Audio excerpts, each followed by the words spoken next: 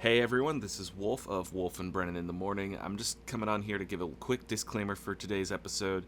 When we were recording, I had to change my microphone settings for a different recording, not part of the podcast. And I forgot to change those microphone settings back to my typical settings before we recorded this episode. So if you're wondering why I sound a little different, that's why. Anyway, on with the show.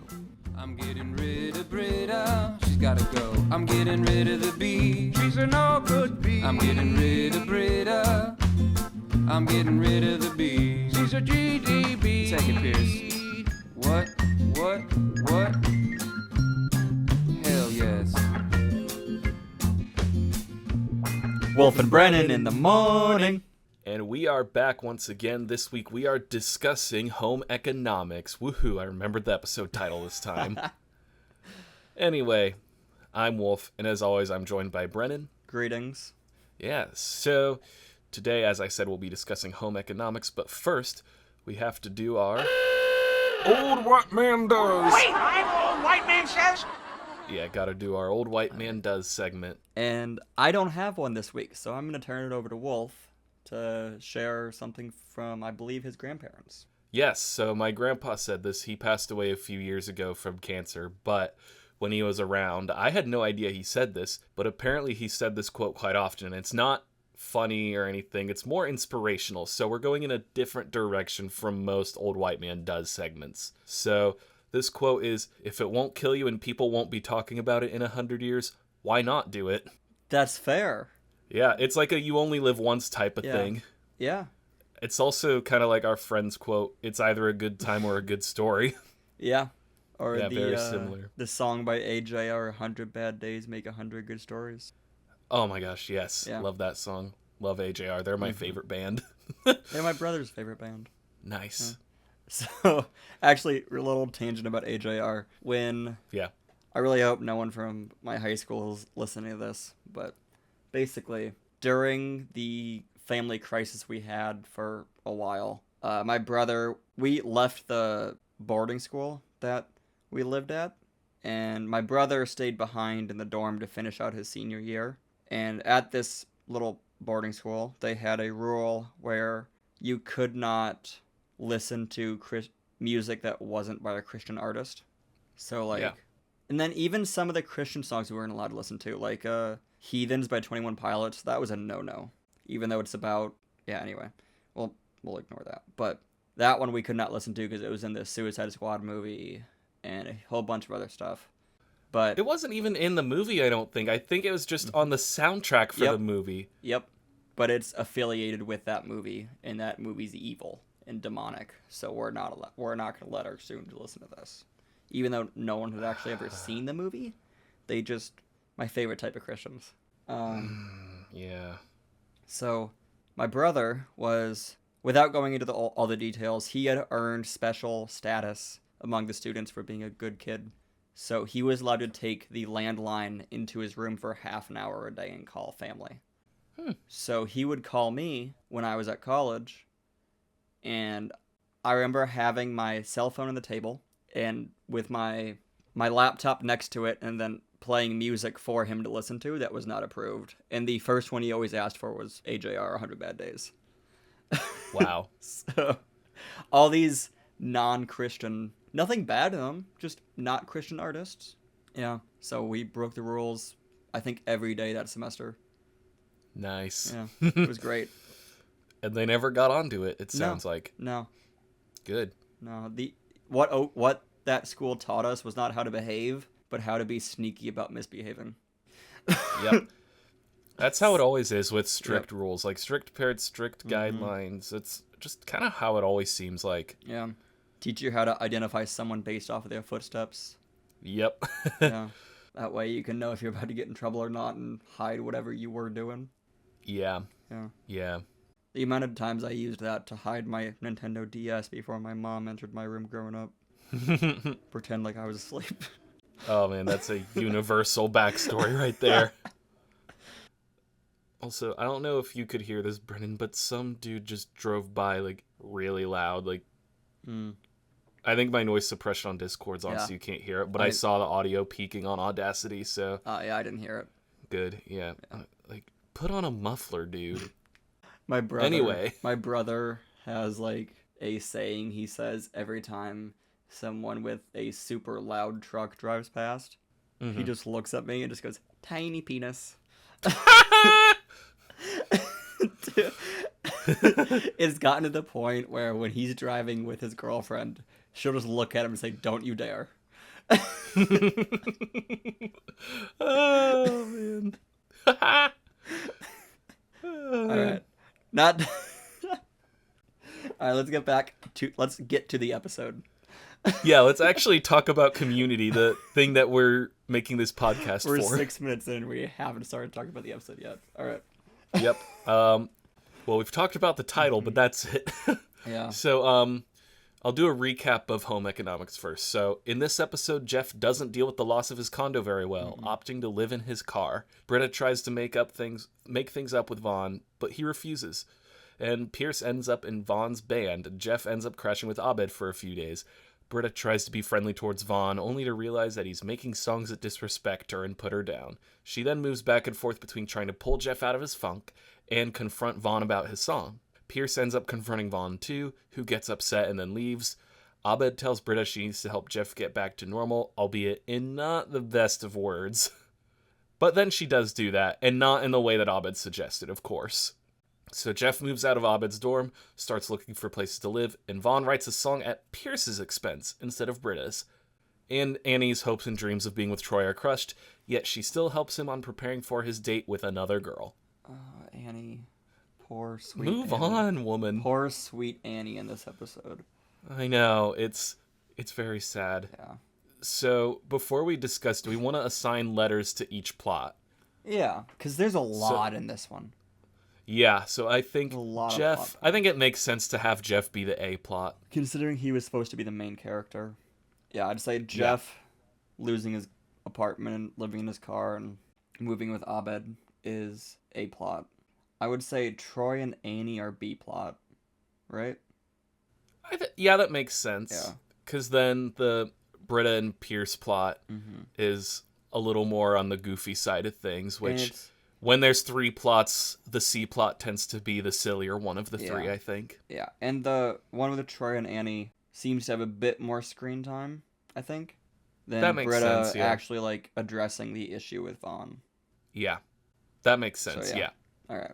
Okay, so getting into general notes, Vaughn's band, which is called Some Worries, after his final line in the first episode he appeared in, like when they're in that hacky sack ring and the guy goes like, "No worries," and he goes, "Some worries." And the guy just has his mind blown by that.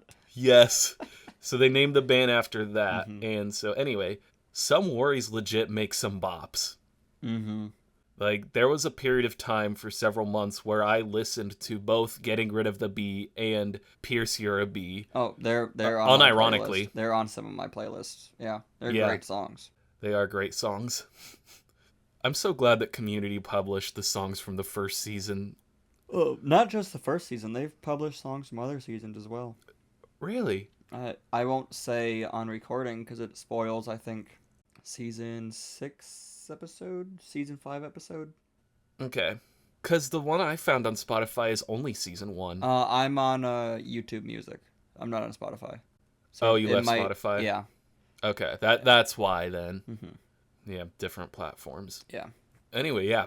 Some Worries legitimately, maybe not legitimately good because the lyrics are like not songwriter level, like Yeah. professional level. Yeah. But otherwise, they're like good grooves to listen to, I think. Yeah. Fun Here, vibes. if you want, I'll play the intro to the song without any of the lyrics, and you'll know Yeah. immediately, Wolf. Okay. All right.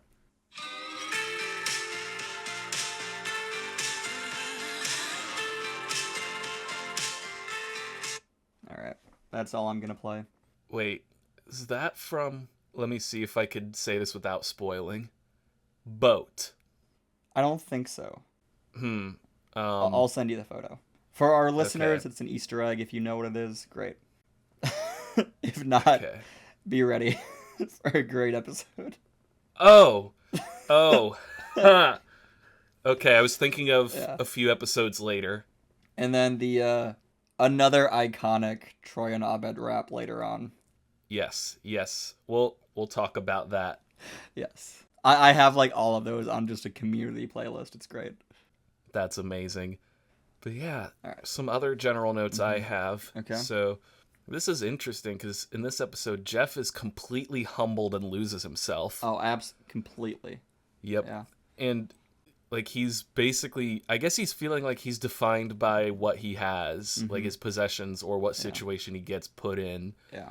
Which is probably why he's trying to hide the fact that he goes to Greendale so much. Yeah. At least in the earlier episodes. Yeah. But it takes people caring about Jeff for him to get out of that funk. It's realizing, oh, I'm more than just my status and what I own. Yeah. Like, I am also loved by these people around me, and they care for me. They want me to do well, so I'm going to do well. Even though that's not how they worded it in the episode, that's definitely what they're trying to portray, I feel like. Yeah, very much so. Yeah. And then my other note, that's just my general note on the A plot. For the B plot, it's not a good ending, honestly. Well, it's kind of. With Annie. Yeah. It's like she's trying so hard to be brave, tell Troy how she feels, but she never quite gets there. No, for her though, like she says, for me that was huge. And I Yeah. think it was. It was a huge step for her character to even consider telling him. Yeah. Cuz throughout high school, she was always in the background, not even approaching him to talk about. Yeah. And now it was a huge step where she was beginning to tell him how she feels. Yeah, them. like she's putting herself on the forefront instead of staying in the background. Yeah. But even then, it's still, like, I guess it's not an entirely bad ending, because it is huge for her that she did that, but it's not a good ending either. Like, it's Yeah. kind of like, I don't know what you'd call it. Like, there's a word for it. I would say it's Like more bittersweet, of a, maybe. that or cliffhanger doesn't really fit, but it kind of like leaves more time for them to explore their relationship and if will they or won't they get together kind of thing. Yeah, that makes sense. Then I have one more general note, and Alright. we're moving on to Pierce and his small character growth, which I think, again, it's a very small sense. But he starts to stand up for his friends instead of building himself up at their expense. Did he though? A little bit. Well, here's why I say that. So, at the end, whenever he tells Vaughn to lay off of Britta, Okay, yeah. that's why I say that. At the end, yes. He gets there eventually. Yes. But it's like in the last moments of the episode. So Yeah. that's why I say that he grows in a small sense and why he's starting to stand up for them. I honestly haven't really like picked up on that before. It's more just because every time I watch this episode, all I can think about is I'm laughing about how like Britta goes, Pierce, did you just defend my honor after they have the whole fight about it being Vaughn's band and not Pierce's band? Yeah. And Pierce just goes, oh yeah, totally, and just rolls with it. That is a funny moment. That one. So for me, that one kind of took away from the ending. That's fair. Where he actually does stand up for her. I think maybe that moment when Britta mistook him defending himself for defending her maybe caused him to think about, oh, like, these are my friends. I should Yeah. care about them too and defend them. That's a better way to look at it. I'm going to look at it that way. That's good. Yeah. But it is still a humorous moment. Don't Yeah. get me wrong. Yeah. Like, I didn't pick up on that before, so that's awesome. Yeah. Yeah. I don't know. Did you have anything general that you noticed, like, overall about these episodes? Or this episode, I mean? Nothing general-wise. There's a lot of references to movies. There are, yeah. Nothing general. I just kind of have the funny moments and trivia. Yeah. So we could get into those funny bits Alright. and kind of our observations on the episode. All right. Yeah. I think Troy misreading and misrepresenting the whole thing with Randy at the beginning was great because Yes. he realized he said something wrong, not realizing he was like making Annie sad that or misleading Annie that he was talking about her. So he tries Yes. to correct himself by like, "Oh, I'm talking about a girl." And Yes. it's definitely not a dude because he was like, "She thinks I'm gay," which is not it at all. Oh my gosh, no. He is so oblivious. He and, like, misread every single thing, which is very understandable. Yeah. I can but relate also to that too, a like lot. Yeah. The way he talked to Annie, too, like, it's as if he was trying to indirectly ask her out, but then he came out with, oh, I bet Randy would love this type of thing. Yeah. And then whenever she's like, oh, he doesn't pick up on it at all. He's totally oblivious to the fact that Annie likes her, which I think is the case with a lot of guys. Yeah. Especially if you're on the spectrum like us. And I heard this you story. can't read social cues. Yes. Yeah. I heard this story about how, like, 2 different stories. I forget where. I think I saw these on, like, a YouTube short or something. But one of them was, like, this girl was typing on Reddit about how her now boyfriend, when they were in the talking phase, was, like, telling her that I could be smacked in the back of the head by a girl and I still wouldn't pick up on it. So she smacked him in the back of the head, and he goes, ow, what was that for? She had to spell it out for him, and then they ended up together. The other one was, like, it was like there was a group of friends together on some night at, like, just kind of hanging out, and the girl climbs in the same chair as the guy she likes and says, I'm cold, and kind of snuggles up against him. So he gets up, spends an hour to build a fire, and then sits in a different chair without picking up on what she was trying to do. And I'm like, all of those, unfortunately, are very relatable. Yeah, unfortunately. Like, I actually have a note about that with a personal time I misread something. Wolf, you may know this story. It happened at camp. Oh, no. So my last summer there, I ended up dating one of the girls. She's one of my exes now, but we ended up dating. But at the time, we weren't. And so, little did I know that there were 3 girls that summer that liked me. I was completely oblivious. Yeah. So I was trying to, like, I went up to, hold on, I'm trying to work out the timeline in my head. Me and this girl I eventually ended up dating, went somewhere for lunch one time in, like, talking phase. Not a date, but kind of, it was a weird thing. And I thought I was being really smooth because the topic came up of, like, who we like or something. And I thought I was being really smooth. I mentioned the fact that I do like a girl here at camp, and she goes to this college that I knew this girl went to. But the problem was, all 3 of the girls that liked me went to that same college. Oh. And I didn't know that. So, she thought I was talking about one of the other 2 that I wasn't aware of. Oh, yikes. Yeah. Yeah, it all worked out eventually. And then it didn't. Then it didn't. But, yeah, so, like, I completely understand where Trey is coming from and not picking up throughout the episode. And then Annie, like, teaches him how to go on a date, and he still doesn't pick it up. It's great. Yeah. And whenever she's like, remember when you were my backpack? And he just goes, yeah, I'm funny. Yep. Because, like, that's normally, like, a thing that you do when you're dating. You don't just jump on someone's back of the other gender. Or being flirty. Yeah, exactly. You don't just do that with your friend of the other gender. You do that with someone you're flirting with or you like or are dating. Yeah. But yeah, exactly. Troy isn't aware of that. No, he isn't. And the fact that he assumed the wrong thing about Annie's reaction, he just going like, Randy can be the name of a guy or a girl. And in this case, it is definitely a girl. Like, he's more worried about being, like, her thinking he's gay than him breaking her heart. Yeah. Damn. Another funny moment is when Pierce and Britta are talking, and Britta's like, don't talk to Vaughn. And Pierce goes, that is girl for talk to Vaughn. Yes.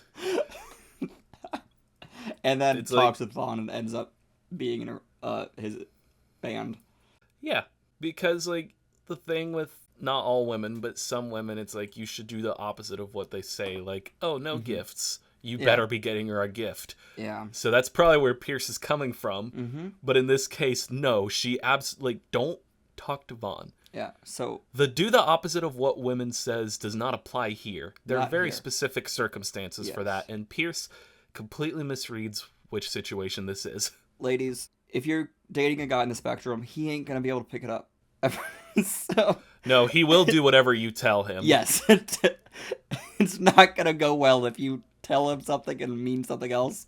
People on the spectrum are very literal. It will not go well. No, it won't. And same for guys dating girls on the Yes, spectrum, yes. or whoever's dating who on the spectrum. Yes, Like, just tying into the episode. yes. Yeah. Yes, just don't. If you're dating someone on the spectrum, they are very literal. They will do exactly what you tell them to do. Don't tell them something and expect them to do the opposite of what you actually want. Yeah. Unless they are incredibly good at masking and have learned Yes. social cues really, really well. Yeah. I like to think I have somewhat, but I'm definitely not at a neurotypical level. Yeah, no. I don't think I'll ever be at a neurotypical level, but like with certain people that I've known for years and I've made a purpose of observing them, I've kind of learned, but I'm still not nowhere close to a neurotypical level. Yeah. But yeah, so going back to the episode again. Another tangent. Yep.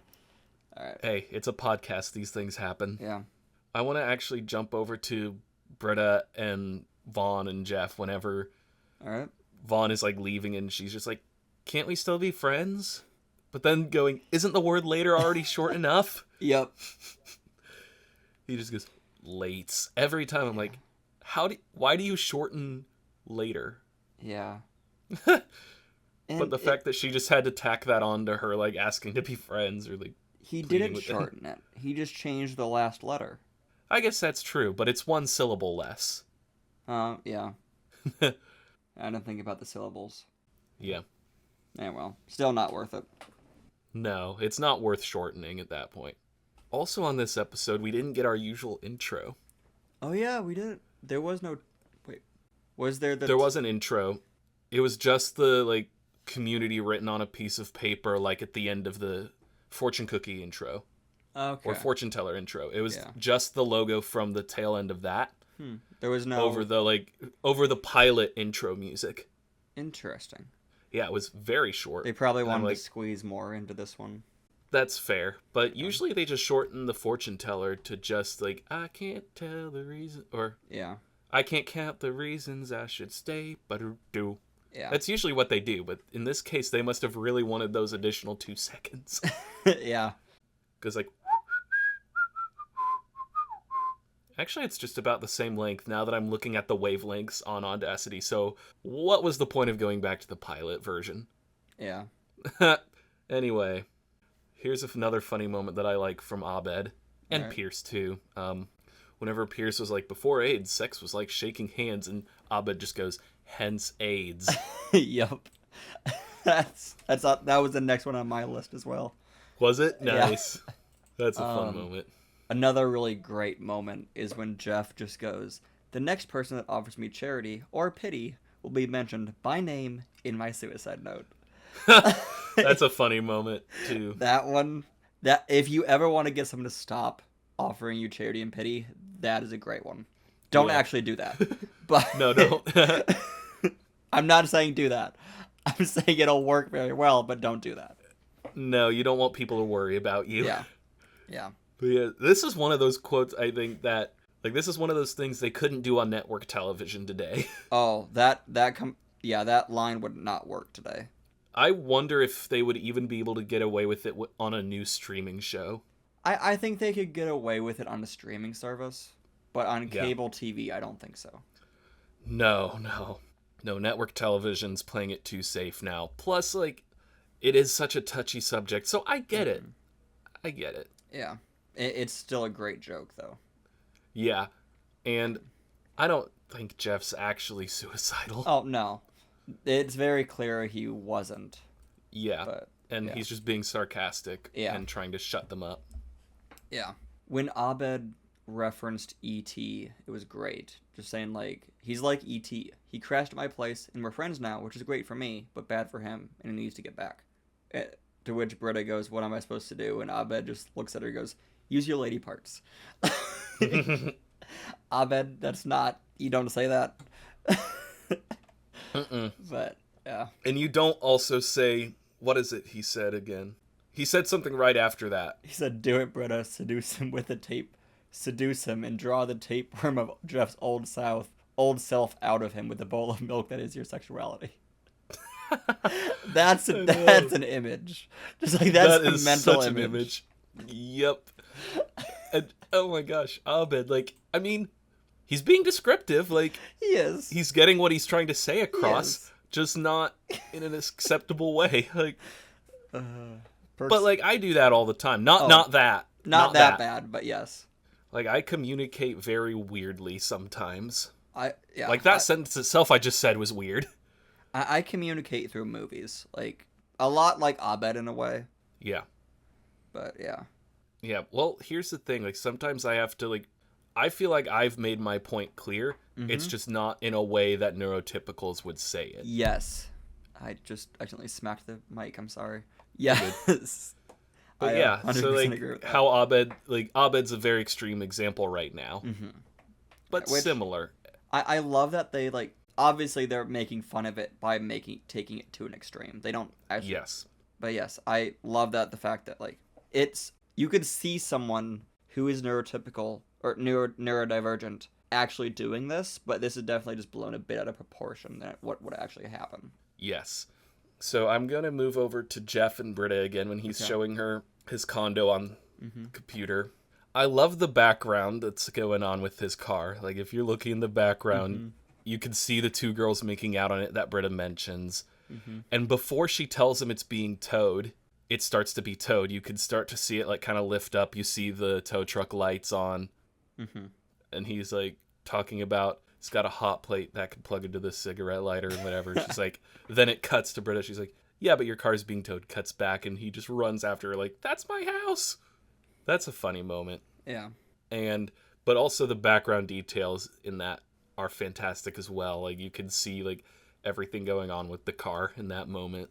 Yeah, it's the background details with this show. Oh, yes. They're all over the place. And Yes. sometimes they're actually important to the plot. Yeah, that's true. We'll get into that, though. Yeah. You were going to say something, though. Oh, I was just going to say my last, like, funny moment quote thing was that Pierce is the only person who would be happy to have that song written about him at the end.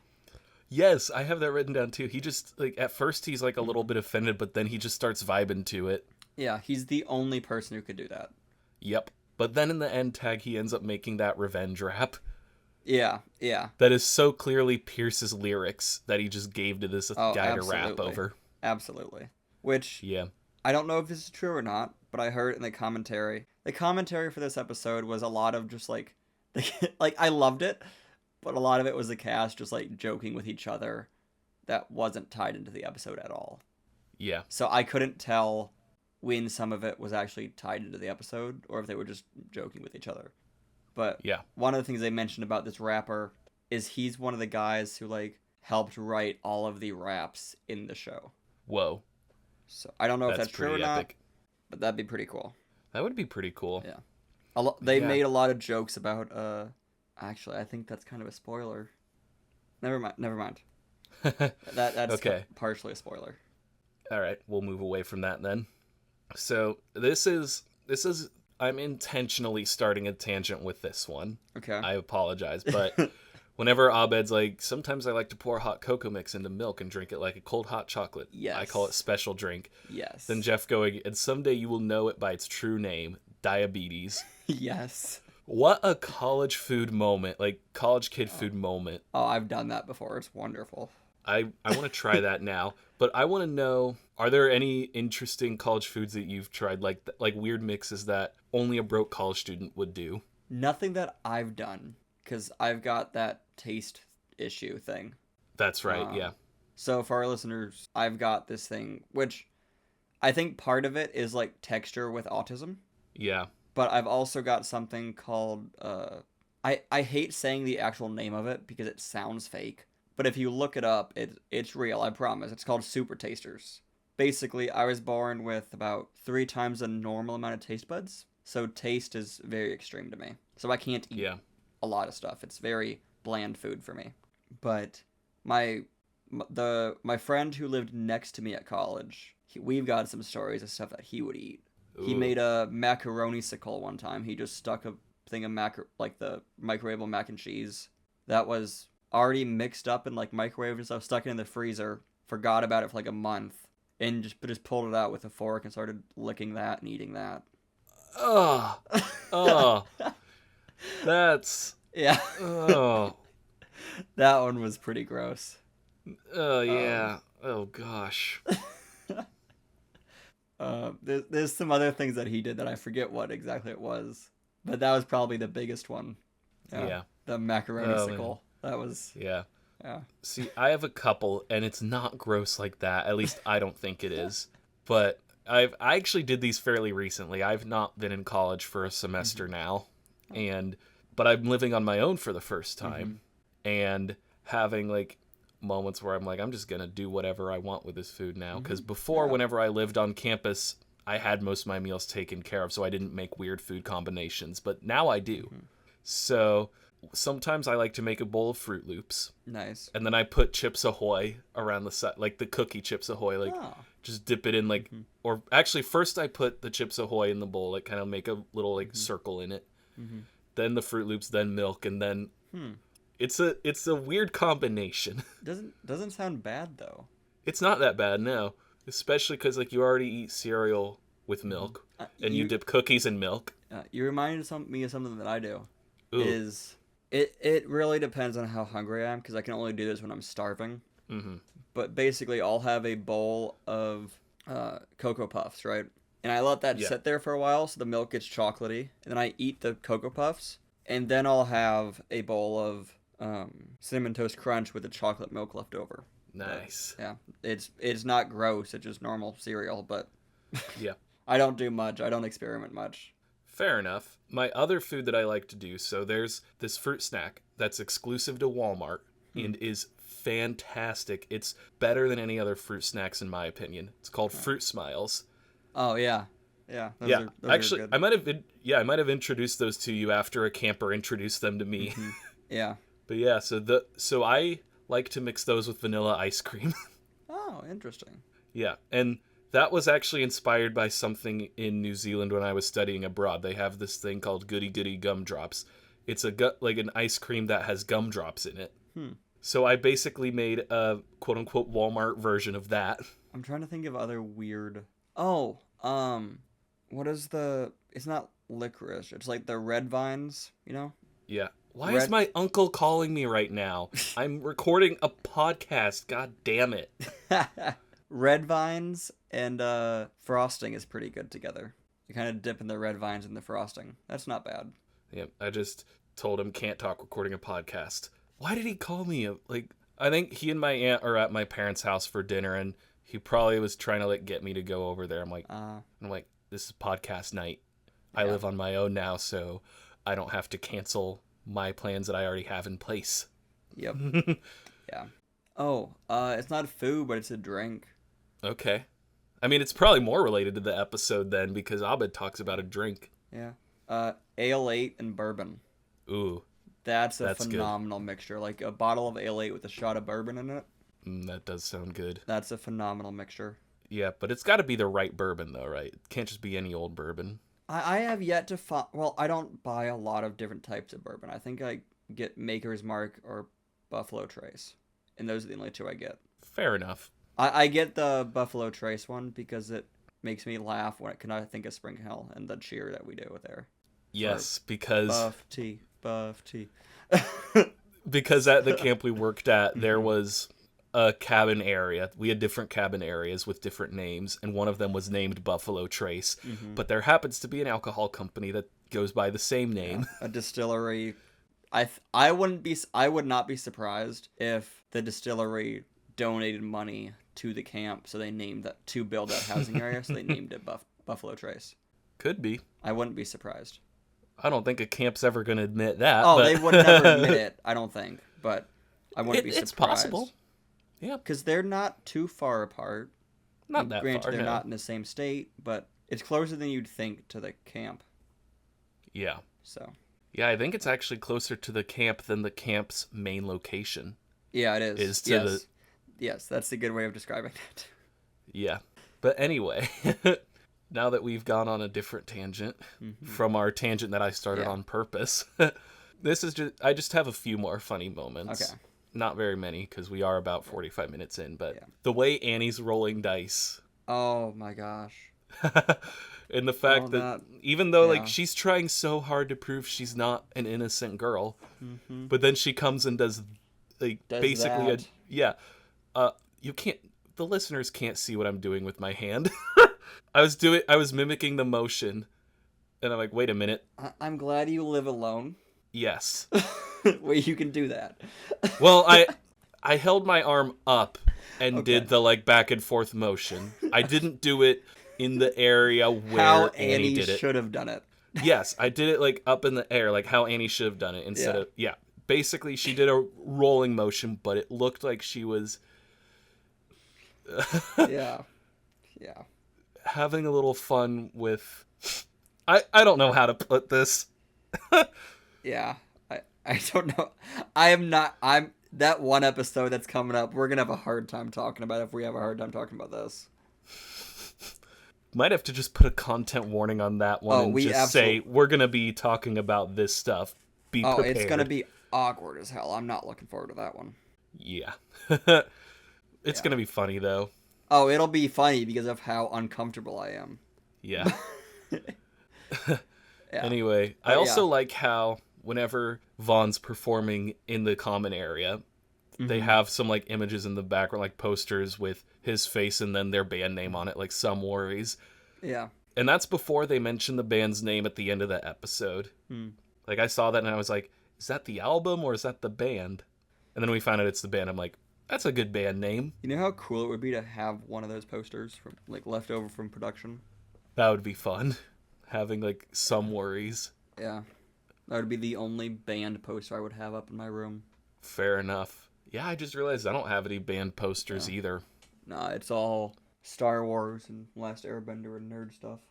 Same here, but I would probably put a band poster up for AJR. Yeah, like if I was gifted a band poster, probably, but I don't think I would buy one. Fair enough. I don't know. Yeah. And then my last moment that I have before we get into some trivia. All right. Vaughn misunderstanding Garfunkel as Garfield. That was funny. Yeah. Pierce referencing something that Vaughn wouldn't probably know about. Mm-hmm. Except Simon and Garfunkel, they're iconic. They're like, if you don't know who they are, well, you live under a rock. But Yeah. no, they're the ones that made Sound of Silence, Scarborough Fair. I don't know the exact details behind it, but I assume that means that Paul Simon basically got Garfunkel out and went and did his own thing. Mm-hmm. But then Vaughn misinterprets it as Garfield. Yeah, that was a good joke. Yeah, fat cat that eats lasagna. Mm-hmm. Yeah, that's all I had for All like right. the funny bits and observations I had. Shall we get into some of the trivia? Yeah, I've only got one piece of trivia, so you go first, and then I'll wrap it up. Cool. So hopefully I don't say what piece you have. that would be funny. Yeah. But yeah, if I do, you should wait until I'm done and tell me it was this one. Okay, will do. Unless I don't cover it. Yeah, if you don't cover it, I'll say it. If you do cover it, I won't say anything, and then just make fun of you at the end. Cool. Sounds good. I don't mind being the butt of a joke. All right. So Danny Pudi, he's half Polish in real life and speaks the language fluently in real life. And so that's what Abed's speaking with his floor mate, Pavel. Sorry. And so I'll translate some of those. I won't, but I'll read off the translations I found. So one of those things he says, "Hi buddy, this is Britta." And then later he also says "sit down" in Polish. And then later Jeff mentions that Pavel's making babka, which is a sweet yeast cake typically served during Easter, and it's a traditional Slavic dish. So just kind of like Polish, Russian, like Slavic in general. And then Phil Spector, who Britta says Jeff has the vibes of when he's living with Abed. He is an influential producer for 70s rock and roll, but looked particularly unhinged and demented in his second trial on the charges of murdering actress Lena Clarkson. And it was very topical because this trial was in 2009 when these episodes were being written, produced, released. So that's why Britta says he has a Phil Spector vibe, because he kind of looks like unhinged, demented a bit from just having the college kid life. That makes sense. And then Jeff tries to sell his Spider-Man comic books, and Joel McHale actually appeared in a Spider-Man movie as a banker in Spider-Man 2. With the Tobey Maguire Spider-Man 2 or Yes, Andrew Garfield Tobey Spider-Man? Maguire's Spider-Man. Really? Shoot, my alarm. Yeah.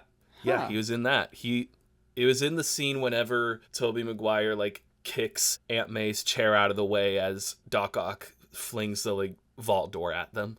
I'm gonna look this And up. then the banker comes up to her and he's like, "Your son's a real hero," or something like that. Or that kid's a real hero. Oh my gosh, it is him. Like, Yep. she's the one, like, taking cover with Aunt May. Holy crap. Yeah. That's cool. And yeah. And then the last one I have, these are the movie posters in Abed's room that appear in the episode. Back to the Future, both 1 and 2 posters for 1 and 2. Short Circuit 2, Batteries Not Included, Stand By Me, It Came From Beneath the Sea, and Vibes. Yeah. Of those movies, I've only seen the Back to the Future ones and Stand By same. Me. I haven't seen Stand By Me. I just remember the Back to the Future ones. Yeah. Yeah. Okay, lay it on me. What did I steal from you? You didn't steal it, actually. Ooh, So, yes. the original script for the bunk bed joke, like when Abed asked Jeff if he wants top bunk, or what bunk he wants, and Jeff says top, and Abed says, me too, race you for it. I win. Like, it was originally just Abed saying, me too, and then laying in it. And there was no race you for it, I win kind of thing. And Yeah. apparently, the reason they did that, made that change, was to make it clear that Abed's not gay, so he and Troy wouldn't be mistaken as a couple later in the show. Wait, hold on. So they just made it. Wait, So the say original that again. The original script was just Abed going, me too, and then laying in the top bunk. Not saying I'll race you for it or anything, just saying me too. Yeah. And someone added the race you for it, I win, to make it clear that Abed's not gay, because they didn't want Abed and Troy to be mistaken for a couple later in the show. Interesting. Yeah. Okay. I think I'm following now, which Yeah. is funny because a lot of Community fans are shipping Troy and Abed these days. Yeah, a lot of people think they're a couple. I don't think they are. They're just two really good friends. Yeah, But, like, and here's granted, yeah. being best friends, you're not best, as guys, you're not best friends unless people can see you being gay together. Yeah, that's fair. But here's the thing. Here's why I hope they don't, like, I know people are being like, oh, they should be a couple in the movie. I'm like, don't do that. Yeah. They weren't meant to be a couple. Like, I'm fine. I'm fine with people being gay. Like, there are fantastic gay couples on TV. Like, Yeah. Brooklyn Nine-Nine, Yes. Captain Holt. Captain Yes. Holt and his partner Yes. in that are fantastic. And Yes. there are a bunch Kevin, of I other believe his name examples. is. Yes, Kevin. Yeah. And Captain Holt and Kevin. I know a lot of people love Modern Family as well. That has, I think, a gay and a lesbian Yeah, couple they do. in that. They do. Yeah. And I've heard great things about that. That's I've a heard- great show. I've just seen clips, but yeah. Yeah. Like, there are other fantastic couples, and this representation, Yeah. like, I think it's good to have that representation. I think it's good to represent that. Yeah. I think that making Troy and Abed gay would take away from the representation of best friendship that men Yes. don't always get. And Yes. showing that it's okay for men to be, I don't want to say intimate, that's the wrong word. Goofballs. But yeah, goofballs and that close together. Like, yeah. it's okay for men to be close to each other like that. And I want them to keep them as friends for that reason. Yes. Because then it helps, because to me it helps break down toxic masculinity and that, men have to be tough all the time and they can't be soft with each other, you know? Yeah. I would definitely agree with that. Yeah. Yeah. I didn't think we'd get to that take this early on in the podcast. Yeah. Yeah, I was surprised when they mentioned that in the commentary. Yeah. All right, that's all I've got. Cool. And that means we shall move on to the Meow Meow Beans. Yes. Meow meow meow beans. All right. I'll give my rating first because I know Alright. you usually go first. I gave this one a 4. Really? Yeah. I gave it a 2. Really? Oh, wow. Like, this one, I enjoy it, but it's one where I can skip over without missing anything. That's fair. I think the reason why I give it a 4 is because I love the Jeff plot. I love the A plot. Yeah. I love the C plot. And I love the songs that the band introduces. Yeah. And the gags are always fun. So that, admittedly, yeah, I don't have as many funny bits and observations for this episode or general notes as I do for other episodes. So that's fair. But this episode holds a special place for me with the songs and like Jeff's plot. Well, you know, well, I might give it a 3. I'm sorry to change my score on you guys, but I'm gonna go with 3 because I'm thinking about it and I'm realizing, oh wait, there are a lot of other episodes that I like more than this one. So I think I'll put it at 3 for good instead of 4 for great. So this is the first time I got a higher score than you did. Yeah, it is. We did it. We're covering new ground. Yeah, I think that's covered. Like normally I give higher or it's the same. I think yeah. So we've covered all the possible combinations now.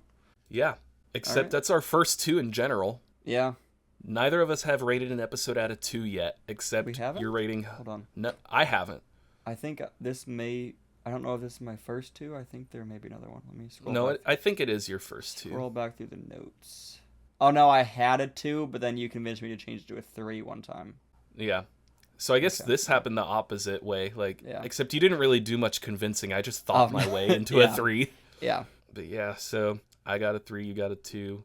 First 2 in general. We have yet to have a 1. We've had at least one of everything so far. I've only been giving 3s and 4s so far, though. And you've been giving mostly 3s and 4s, but you did a 5 for football, feminism, and you. Yeah. And then a 2 for today's episode. So we've gotten everything except 1. Yeah.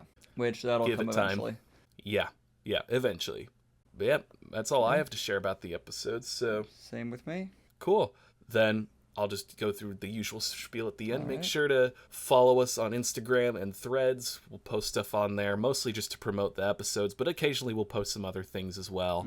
And also make sure to, if you're not already following us on the podcast listening platform of your choice, make sure to do that there. Rate us on the platform of choice as well. I did discover this week, now that we have more listeners, that Spotify does show us the stats for other platforms that are linked to Spotify. Nice.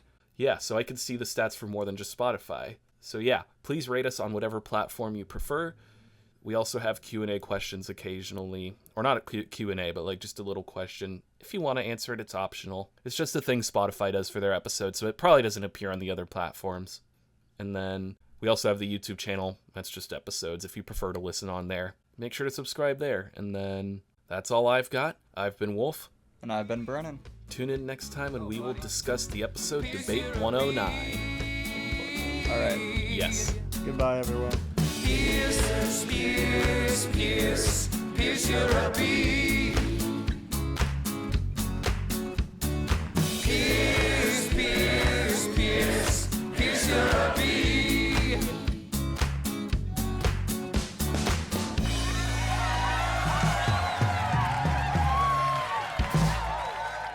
Yeah. Why is my uncle calling me right now? I'm recording a podcast. God damn it.